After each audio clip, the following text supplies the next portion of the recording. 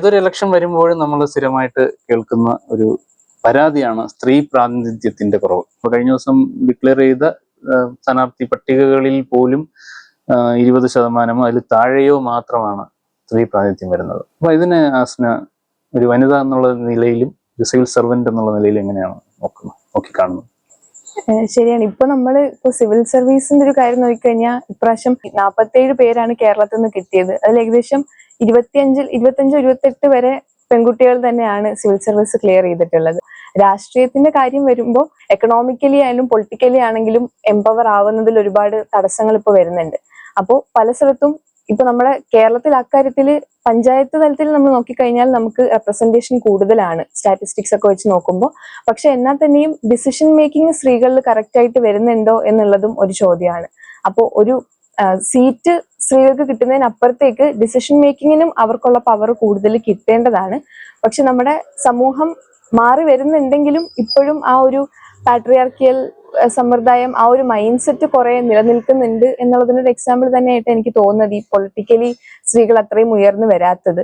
അപ്പോൾ അതിൽ ഇനിയും മാറ്റങ്ങൾ വരാനുണ്ട്, നമ്മുടെ മനസ്സുകളിലും മാറ്റം വരുത്താനുണ്ട്. അതുപോലെ തന്നെ കൂടുതൽ സപ്പോർട്ട് ഇപ്പോൾ ഒരു വീടുകളുടെ ലെവലിൽ നിന്ന് തന്നെ സപ്പോർട്ട് സ്ത്രീകൾക്ക് കൂടുതൽ കിട്ടിയാലാണ് അവർക്ക് പുറത്തിറങ്ങാനും ഇങ്ങനെയുള്ള പൊളിറ്റിക്കലി ഉള്ള നിലകളിലേക്ക് ഇറങ്ങി മത്സരിക്കാനും ഒക്കെ ഉള്ളൊരു സപ്പോർട്ട് ഓരോ വീടുകളിൽ നിന്നും തുടങ്ങണം എന്ന് എനിക്ക് തോന്നാറുണ്ട്. അപ്പോൾ മൈൻഡ് സെറ്റിൽ വരേണ്ട ഒരു മാറ്റം വളരെ അത്യാവശ്യമാണ്. ഈ മൈൻഡ് സെറ്റിലെ മാറ്റം എന്ന് പറയുമ്പോഴേ നമ്മൾ ഈ ചോദ്യം ഏതെങ്കിലും ഒരു പൊളിറ്റിക്കൽ പാർട്ടിയോട് ചോദിക്കുമ്പോൾ അവർ തിരിച്ച് ഉപയോഗിക്കുന്ന ഒരു ചോദ്യമാണ് വിജയ സാധ്യതയാണ് അവിടെ കണക്കിലെടുക്കുന്നത്. വലിയൊരു ഫാക്ടറാണ്. കാരണം ജയിക്കുന്ന കാൻഡിഡേറ്റിനെയാണ് ശരിക്കും നിർത്തേണ്ടത്. അപ്പോൾ വലിയ പൊസിഷനിൽ ഇരിക്കുന്ന മന്ത്രിമാരായിട്ടുള്ള വലിയ രീതിയിൽ ശോഭിച്ചിട്ടുള്ള സ്ത്രീകളൊക്കെ ഉണ്ട്. എന്നാൽ പോലും സ്റ്റാറ്റിസ്റ്റിക്സ് എടുക്കുമ്പോൾ വളരെ കുറവാണെന്ന് തോന്നുന്നു. എന്തുകൊണ്ടാണ് ഈ സ്ത്രീകളിൽ വിജയ സാധ്യത കുറവാണ് എന്നുള്ളൊരു തോന്നൽ സമൂഹത്തിലുള്ളത് അല്ലെങ്കിൽ പാർട്ടികൾക്കുള്ളത്? ഇപ്പോൾ ശൈലജ ടീച്ചർ പോലുള്ള പൊളിറ്റിക്സിൽ ഇറങ്ങിയിട്ടുള്ള സ്ത്രീകളെ നോക്കിയാലും നമ്മുടെ രാജ്യത്തിൽ മാത്രമല്ല രാജ്യാന്തര തലത്തിൽ തന്നെ ഒരുപാട് അപ്രീസിയേഷൻ കിട്ടിയിട്ടുള്ള ഒരു വ്യക്തിയാണത്.